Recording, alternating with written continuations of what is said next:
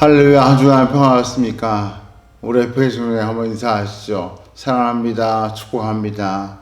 이왕이면 한번 어깨를 두드려 주시고 혹은 한번 허그 하시면서 사랑합니다. 축복합니다. 또 한번 자기 자신을 향해서 주님 사랑합니다. 주님 저에게 복을 주세요. 우리 한번 인사하실까요? 오늘 이 시간 주님께서 우리 한 사람에게 복을 주시고 은혜를 주시는 귀한 예배가 되기를 원합니다. 이 시간 다 같이 묵상기도 하심으로 하나님 앞에 귀한 예배 올려드리겠습니다. 여호와의 인자하심과 인생에게 행하신 기적으로 말미암아 그를 찬송할지로다. 그가 사모한 영혼에게 만족을 주시며 주인 영혼에게 좋은 곳으로 채워주심이로다. 아멘. 할렐루야. 사랑과 은혜가 풍성하신 아버지 하나님 감사합니다. 귀하고 복된 주일을 맞이하여 저희들 하나님 앞에 나와 예배하며 무릎으로 주 앞에 나아갑니다. 우리 각자의 소소에서 하나님의 이름을 부르며 아버지를 부르며 기도하며 나아가는 한 분 한 분의 심령 속에 이 시간 성령을 충만하게 부어 주옵시고 그 예배를 기쁘게 받으시며 또 한 주간 살아갈 수 있는 힘과 능력과 지혜를 더하여 주시옵소서. 감사하고 예수님 이름으로 기도하옵나이다. 아멘. 우리 사후신경으로 신앙같이 고백하시겠습니다.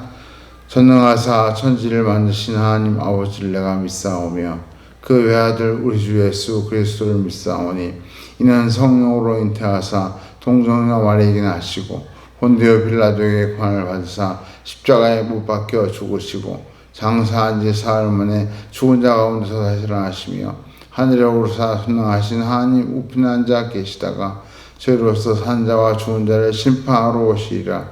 성령을 믿사오며 거룩한 공예와 성도와 서로 교통하는 것과 죄를 사하여 주시는 것과 몸에 사는 것과 영원히 사는 것을 믿사옵나이다. 아멘. 우리 지금 함께 찬양하기로 합니다. 찬송가 94장 주 예수보다 더 귀한 것은 없네. 우리 함께 찬양하시겠습니다.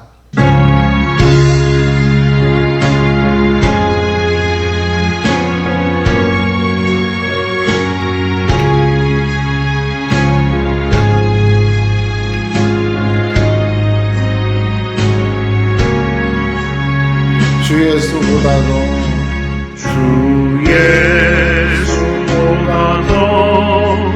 귀한 것은 없네.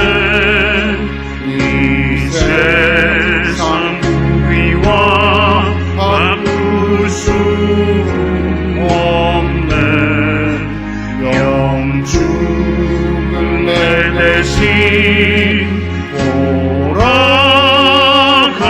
돌아가신 그 놀라운 사랑 잊지 못해. 세상 즐거움 다 버리고 세상 자랑 다 버렸네. 주 예수보다도 귀한 것은 없네. 예수 밖에는 없네. 주 예수보다도 주 예수보다도 귀한 것은 없네. 이 세상 영예와 바꿀 수 없네. 이전에 즐기던 세상 일도 주 사랑하는 맘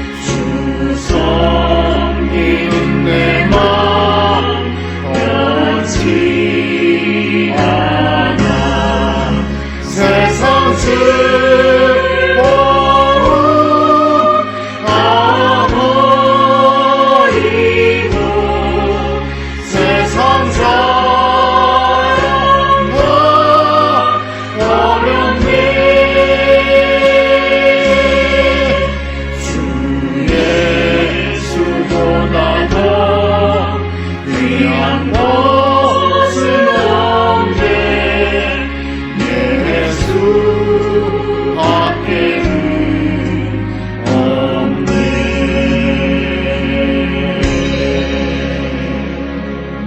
아멘. 우리 같이 한번 기도하기를 원합니다. 하나님께서 방금 부른 가사와 같이 우리가 주님을 가장 사랑하고 주 예수보다 더 귀한 것이 없다고 고백하기를 원하십니다. 이 시간 우리 주님 가장 귀하고 가장 소중한 분이 주님이십니다. 오늘 그 주님을 사랑합니다. 이 고백과 함께 우리의 마음의 소원을 아뢰시며 주의 인도하심과 보호하심을 구할 때 하나님께서 우리 가운데 역사하실 줄 믿습니다. 우리 시간 같이 한번 통성으로 합심해서 같이 한번 기도하겠습니다. 할렐루야.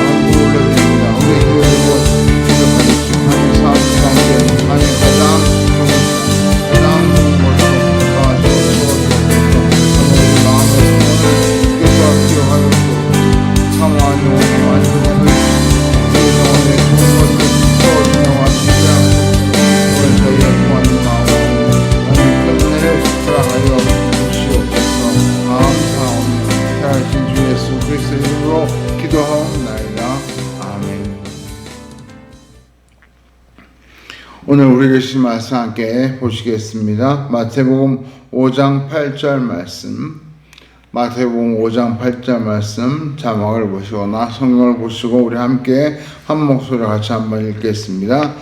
마음이 청결한 자는 복이 있나니 그들이 하나님을 볼 것이며. 우리 한 번 더 읽겠습니다. 마음이 청결한 자는 복이 있나니 그들이 하나님을 볼 것이며. 아멘.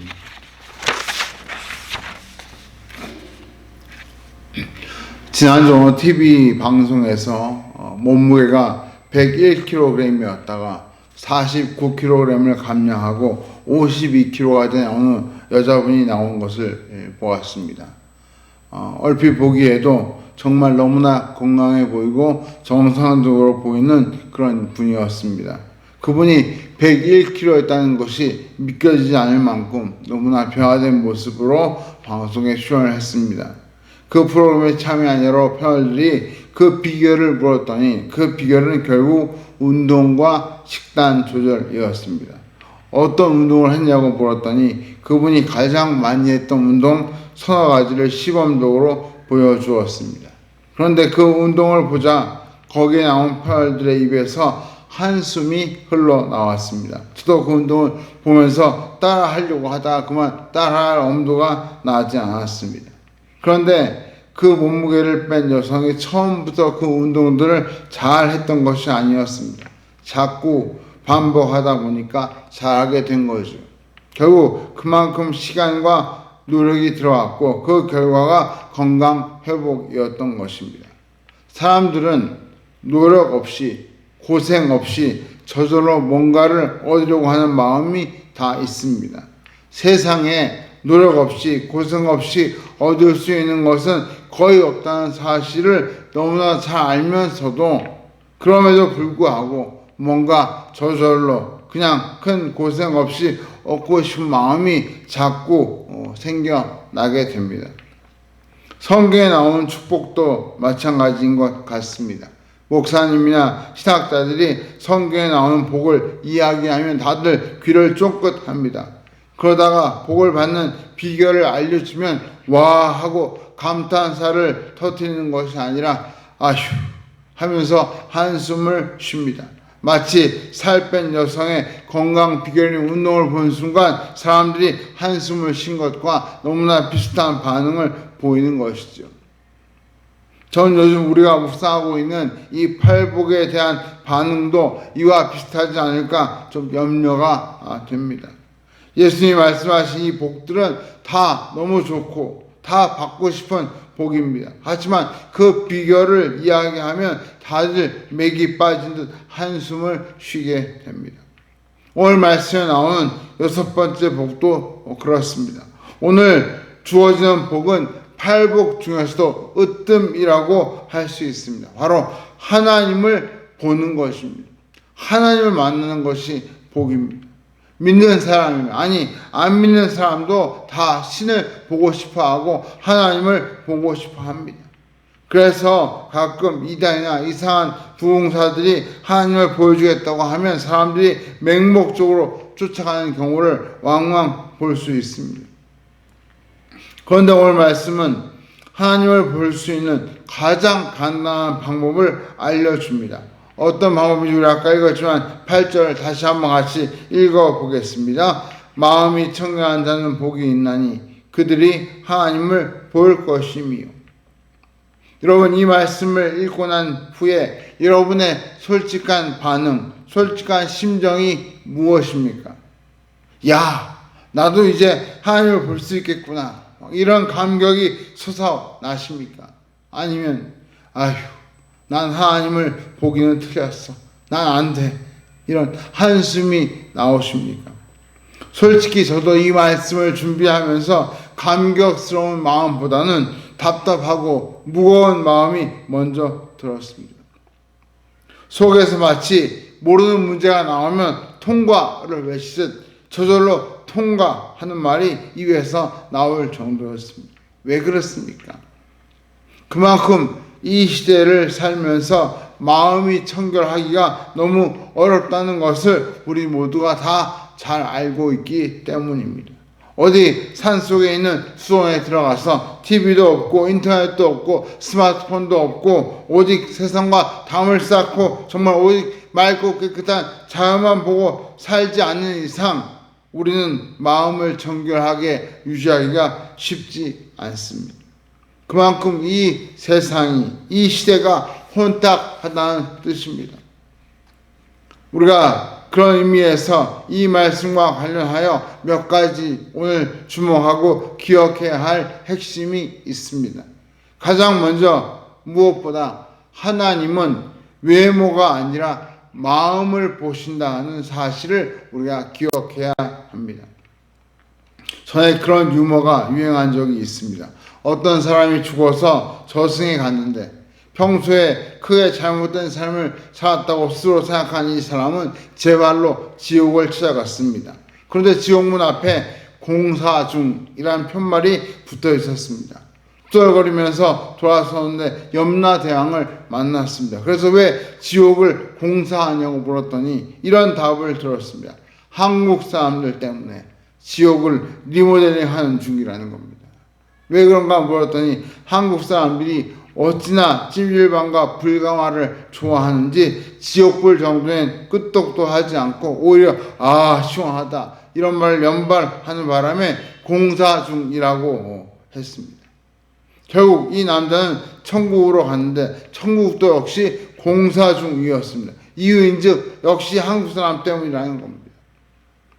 하도 한국 사람들이 연예인처럼 성형을 해서 그 사람이 그 사람 같아서 본인 확인을 하는데 어려움이 많아 안면 인식 시스템을 새로 까느라고 공사 중이라는 말을 들었다는 것입니다. 웃지 못할 이야기지. 세상에서는 외모가 중요합니다. 제일 먼저 눈에 보이는 것이 외모이기 때문입니다. 또 사람들은 외모를 보고 그 사람에 대한 선입관을 갖습니다. 그래서 첫 인상을 좋게 보이기 위해 너도 나도 외모를 갖고 성형도 불사합니다. 그러나 외모만 중요하게 여기는 것은 잘못입니다. 외모가 그 사람에 대한 판단 기준의 전부가 될 수는 없기 때문입니다. 우리 그런 말 하지 않습니까? 야, 그 사람은 사귈수록 진국이야. 처음 볼 때는 그저 그랬는데 알면 알수록 괜찮은 사람이란 뜻입니다. 성격이나 성품이나 태도가 훌륭할 때 우리가 그런 말을 하게 됩니다. 요즘은 더 이상 성형이 큰 화제거리가 되지 않습니다. 너무나 일상이 되었기 때문입니다. 과거에는 젊은이들만 하는 것처럼 생각했지만 지금은 노인들도 성형을 많이 하신다고 합니다. 이뻐지기 위해, 멋있어지기 위해서만 아니라 불편한 외모를 개선하기 위해서 성형을 하는 것이지요. 저는 성형을 하라 마라 그런 말씀을 드리고 싶지 않습니다. 다만 하나님은 어디를 보실까? 하나님은 무엇을 보시는가? 거기에 관심을 가지시라고 말씀드리고 싶습니다. 오늘 그 질문에 답이 있습니다. 하나님은 어디에 관심이 있습니까? 바로 마음에 관심이 있습니다. 사람의 마음이 청결한지 아닌지 그것을 보신다는 뜻입니다. 하나님께서 다윗을 왕으로 선택하시면서 하신 말씀은 너무나 유명합니다. 사무엘상 16장 7절에 이렇게 말씀하십니다. 여호와께서 사무엘에게 이르시되 그의 용모와 키를 보지 말라. 내가 이미 그를 버렸노라. 내가 보는 것은 사람과 같지 아니하니 사람은 외모를 보거니와 나 여호와는 중심을 보느니라 하시더라. 우리가 사람들이 우선적으로 보는 외모를 중시하고 외모에 관심을 쏟는 것만큼 하나님께서는 중점적으로 보시는 것이 바로 우리의 마음, 우리의 중심이라는 뜻입니다. 오늘 그런 의미에서 우리 성도는 외모에 대한 관심도 중요하지만 마음에 대한 관심을 더 크게 가져야 합니다. 그런 의미에서 우리가 두 번째로 주목할 핵심이 있습니다. 바로 입으로 들어가는 것이 우리를 더럽게 하는 것이 아니라 입에서 나오는 것이 우리를 더럽게 한다 하는 사실입니다. 예수님은 겉만 깨끗하게 하려고 부지런히 손을 씻던 유대인들을 책망하셨습니다. 유대인들이 가장 중요하게 여겼던 법이 바로 정결법입니다. 그들은 자기 손에 죄를 묻히지 않기 위해 음식을 먹기 전에 꼭 반드시 손을 씻었습니다. 바깥에 나갔다가 들어오면 부지런히 손을 씻습니다. 왜요? 혹시 그 더러운 손으로 뭔가를 먹다가 그 손에 묻은 죄가 자기 속에 들어갈까봐 두려워서 늘 손과 발을 깨끗하게 씻었습니다. 그런 유대인을 향하여 예수님이 마태복음 15장 17절 이하에 이렇게 말씀하십니다. 우리 같이 한번 장학을 보시면서 한번 읽어볼까요? 17절부터 시작. 입으로 들어가는 모든 것은 배로 들어가서 뒤로 내버려지는 줄 알지 못하느냐. 입에서 나오는 것들은 마음에서 나오나니 이것이야말로 사람을 더럽게 하느니라. 마음에서 나오는 것은 악한 생각과 살인과 간음과 음란과 도둑질과 거짓 증언과 비방이니 이런 것들이 사람을 더럽게 하는 것이요 씻지 않은 손으로 먹는 것은 사람을 더럽게 하지 못하느니라. 정결하지 못한 마음에서 나오는 것이 무엇이라고 말씀하십니까? 예수님은 크게 몇 가지를 꼽고 계십니다. 그 대표인 것이 악한 생각, 살인, 간음, 음란, 도둑질, 거짓 증언, 비방. 제가 자세히 설명드리지 않아도 우리가 너무나 잘 알고 있는 내용들이고 또 그것이 얼마나 우리를 크게 유혹하고 있는지 또 그 유혹에 넘어가면 얼마나 피해가 큰지 우리는 잘 알고 있습니다. 얼마 전 부부의 불륜을 주제로 한 드라마가 크게 인기를 끌면서 사회적인 화제가 되었습니다.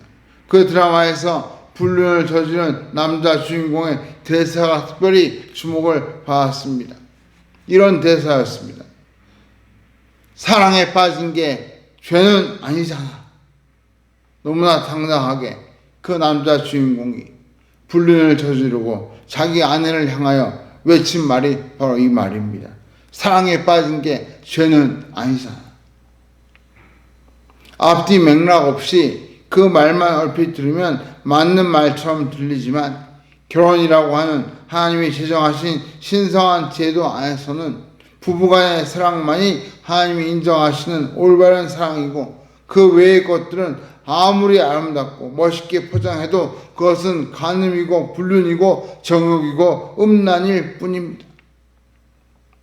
그래서 사도 요한은 요한일서 2장 15절 이하에 이렇게 경고하고 있습니다. 우리 한번 요한일서 2장 15절 이하 말씀 자막을 보시면서 한번 같이 읽어보겠습니다. 시작. 이 세상이나 세상에 있는 것들을 사랑하지 말라.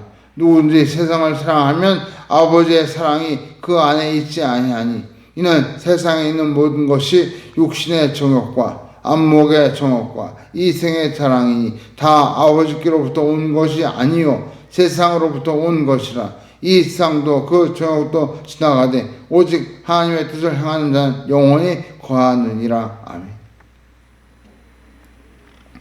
사도 요한은 우리가 이 세상에 살면서 끊임없이 부닥치는 유혹을 세 종류로 분류했습니다. 육신의 정욕, 즉 우리가 육체적으로 느끼는 온갖 잘못된 욕망들이 있습니다. 안목의 정욕, 우리가 눈으로 치는 수많은 죄들이 있습니다. 요즘 문제가 되고 있는 각종 동영상과 몰카 같은 그런 것들, 또 길거리에 있는 야한 광고물들, 이런 것들이 다 우리 눈을 자극하는 유혹이 됩니다.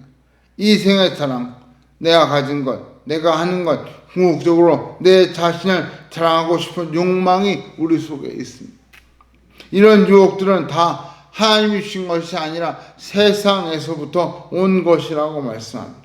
그리고 이런 유혹들은 시간이 지나면 다 아무것도 아닌 것이 됩니다. 오직 남는 것은 하나님의 뜻대로 살았느냐, 그것만이 하나님 앞에서 유효하다는 것입니다.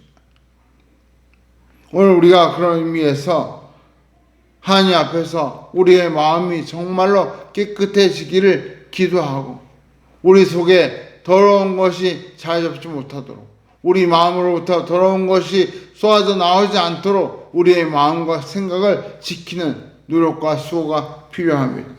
그렇다면 마지막으로 우리가 어떻게 하면 우리의 마음을 정결하게 만들 수 있을까요? 어떻게 하면 우리의 마음을 정결하게 만들 수 있습니까? 내 마음 그리스도의 집이란 책이 있습니다. 이 책은 60페이지 분량의 소책자이고 동화 형식으로 쓴 아주 얇은 책입니다.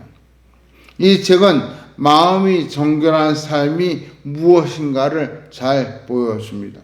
이 글의 저자가 그리스도께서 자기 마음의 집에 찾아오신 것을 상상하면서 그 책을 썼습니다. 주인공은 먼저 그리스도께 자기 서재를 보여드렸습니다. 서재는 바로 우리의 생각의 방이라고 할 수 있습니다.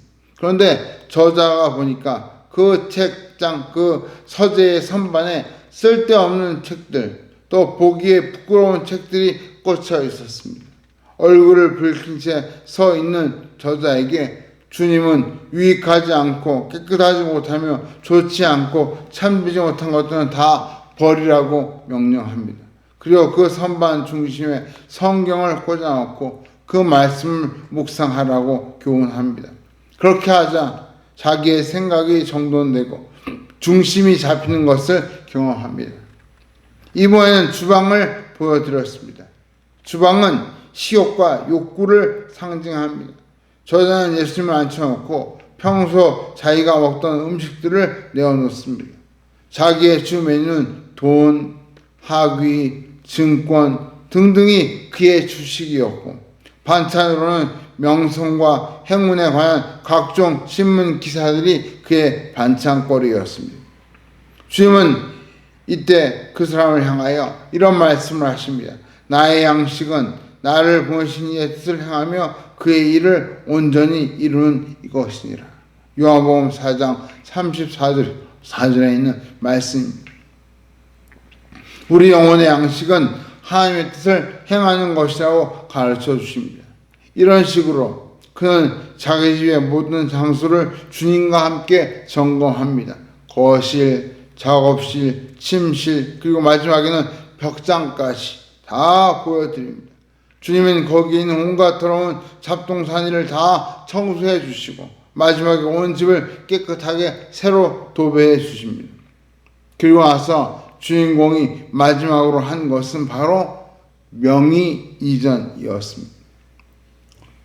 도무지 자기 스스로 자기라는 집을 관리할 자신이 없었던 것입니다. 그래서 이 주인공은 자기 집의 열쇠를 그리스도께 드리기로 결심합니다. 그리고 그 자기라고 하는 집의 열쇠를 주님께 드리면서 이렇게 간청합니다. 주님, 당신은 손님이었고 제가 주인이었습니다. 그러나 이제부터는 제가 종이 되겠습니다. 당신이 저와 이 집의 주인이 되어 주십시오. 이렇게 그 집의 명의를 이전하고 나니까 진정한 평화가 그 주인공의 영혼에 임하는 것을 느낄 수 있었다. 이것이 그 책의 내용입니다. 결국 무엇을 말씀합니까? 마음이 청결한 삶은 그 모든 삶의 주권을 그리스도에게 맡겨드리는 것이라는 메시지를 우리에게 가르쳐 줍니다. 우리 삶의 모든 주권을 그리스도께 맡기고 그분이 우리 마음의 주인이 되시게 할 때 우리의 마음이 정결해질 수 있다는 것입니다. 며칠 전에 기독교 방송을 듣다가 높은 뜻 순회교회를 담임하셨던 김동호 목사님이 나오는 말씀을 들었습니다. 그분이 작년에 폐암 수술을 받고 지금 항암 치료 중이라고 하십니다. 그러면서 그분이 하시는 말씀이 암 걸리기 전보다 암 걸린 이후에 더 크게 은혜를 경험한다. 그런 말씀을 하시는 걸 들었습니다. 그러면서 결국 강조하시는 것이 심플 라이프, 단순한 삶이었습니다. 모든 문제는 욕심에서 비롯되는 것이고 욕심이 잉태한 적 죄를 낳고 죄가 장성한 적 사망을 낳는다는 이 말씀이 바로 우리의 삶의 중요한 비결이 된다고 했습니다. 마음을 정결하게 하기 위해서는 욕심에 사로잡히지 말아야 합니다. 그러나 제 경험상으로 봐도 그렇고 많은 분들의 말씀을 들어봐도 그렇고 욕심은 죽이려고 하면 할수록 더 강력하게 저항합니다. 욕심이 솟아나는데 그 욕심을 틀어막기가 너무나 어렵습니다. 마치 수도관이 터졌는데 이것을 손으로 막으려고 하는 것과 같습니다. 손으로 막으면 막아지지가 않고 조금 지나면 더 크게 터지게 됩니다. 오래 버틸 수가 없습니다. 이것이 바로 율법의 방식으로 욕심을 이기려고 하는 것입니다.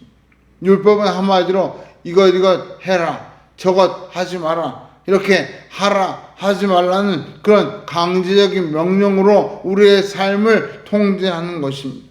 죄악이 솟구치는데 율법적인 방식으로 하라, 하지 마라 하는 강제적인 방법만으로는 억지로 그 욕심을 틀어막을 수 없다는 것입니다. 결국 욕심을 막으려면, 욕심을 끊으려면 주님의 은혜의 방식으로 해야 합니다. 주님의 은혜의 방식은 욕심에 얽매이지 않게 하는 것입니다. 마음을 은혜로 채우고 욕심을 밀어내는 것입니다. 우리의 마음 가득 주님의 은혜를 채울 때 우리의 마음속에 욕심이 자리 잡을 공간이 없어지는 것입니다. 쉬운 예로 식욕이 강한 사람이 다이어트를 성공하는 것을 생각해 볼 수 있습니다.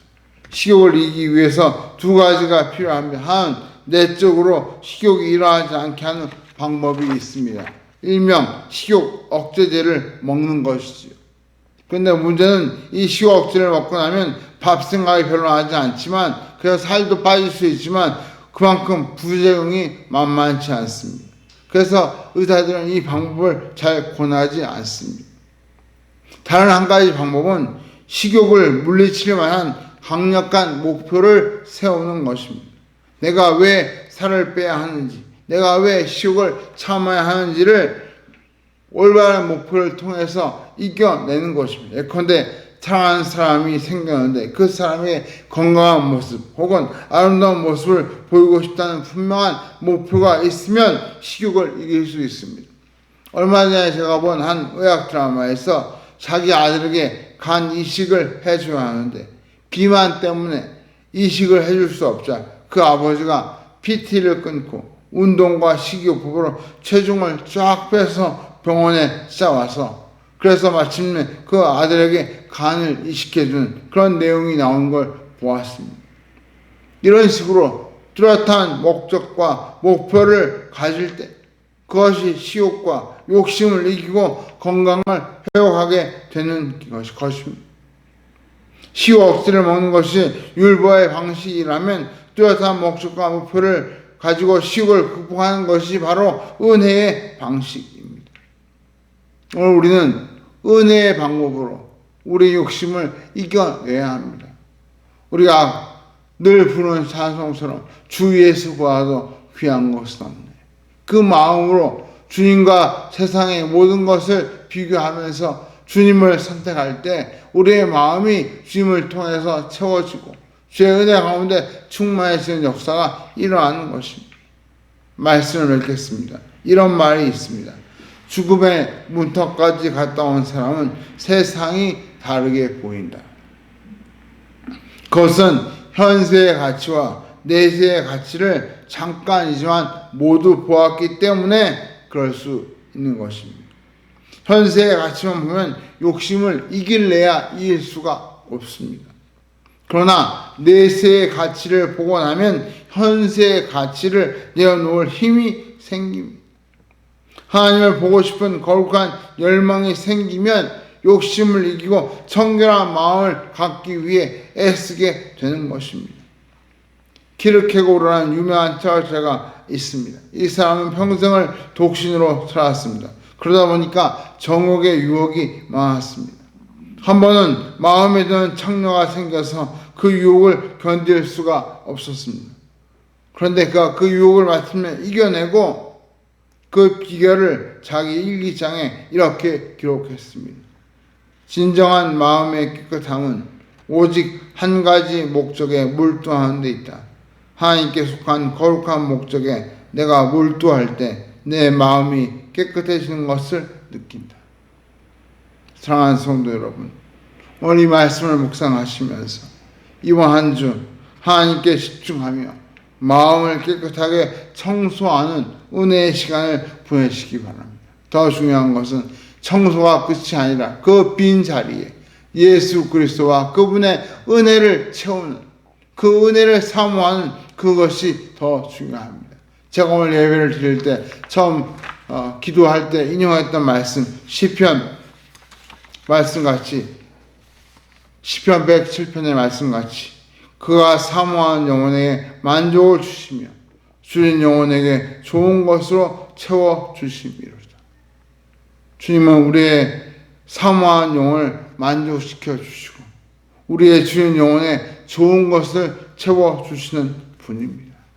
이번 한 주 우리의 마음을 깨끗하게 청소하고 그 자리에 주님의 은혜를 가득 채우는 그런 귀한 역사가 저와 여러분에게 함께 하시기를 주의 이름으로 축원합니다.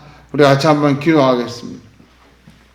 이 시간 말씀을 생각하면서 한번 통성으로 기도하기를 원합니다. 하나님, 제 마음을 깨끗하게 정리해 주시고 온갖 욕심과 세상적인 것에 찌들어 있는 제 마음을 청소해 주시고 그 자리에 하나님의 은혜를 가득 채워주셔서 욕심이 있을 자리가 없도록 우리의 마음을 청결하게 하여 주옵소서. 혹시 이 시간 여러분 기도할 때 마음속에 생각나는 잘못된 욕심이나 혹은 더러운 것이 기억나시면 이 시간 회개하시고 하나님 앞에서 다시 한번 정결한 마음을 주셔서 정말 하나님을 보는 역사가 일어나게 해달라고 우리 한번 같이 통성으로 기도하겠습니다. 특별히 마음이 정말 하나님을 보시고 말씀 오늘 저희 마음을 다시 한번 하나님의 우리 삶에 주신 주께서 깨끗하게 청소해 주시고 우리 마음속에 하나님의 은혜를 가득 채워주시고 우리의 마음을 청결하여 그리고 하나님의 우선 하나님의 그리하는 귀한 축복을 또한 주여 저희를 새롭게 하여 주시고 우리의 인간적인 욕심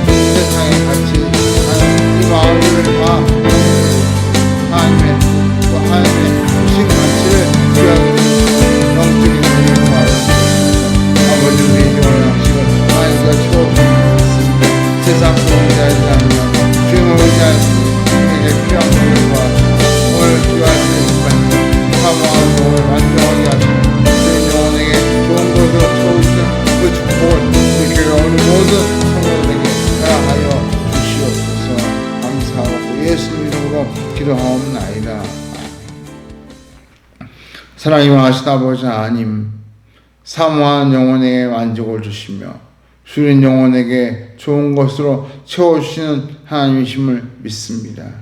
이 시간 저희가 세상의 욕심으로 가득 찬 우리의 마음, 세상에 들어온 것들로 채워져 있는 우리의 마음들을 이 시간 주의 손으로 청소하고 정리하여 깨끗한 마음이 되기를 원합니다. 주여, 우리의 마음과 생각을 다시 한번 이 시간 십자가 앞에 내어놓고 정리하고 점검하고, 그래서 새로운 마음, 깨끗한 마음으로 변화되는 역사가 일어나게 하여 주옵시고, 그 깨끗한 마음 속에 하나님의 은혜로 가득 채우는 놀라운 축복을 허락하여 주시옵소서. 이번 한 주간 하나님을 생각하게 하시고 하나님을 사모하게 하시고 하나님을 보고 싶은 마음으로 저희 충만해서 세상의 유혹을 이길 수 있는 복된 성도가 되게 하여 주시옵소서. 이제는 우리 구주 예수 그리스도의 크신 은혜와 하나님 아버지의 그 크신 사랑하심과 성령님의 감화 감동 인도 역사하심이 청결한 마음이 되어 하나님을 보며 하나님의 음성을 들으며 하나님과 하시는 삶을 살기를 마음속에 다짐하는 이 자리에 모여 숙인 사랑하는 주의 자들의 심령 예와 저들의 간절한 소원과 기도 위에 또 이 나라 이민족과 성도사님들 위해 이제로부터 영원토록 함께 계실지어다. 아멘.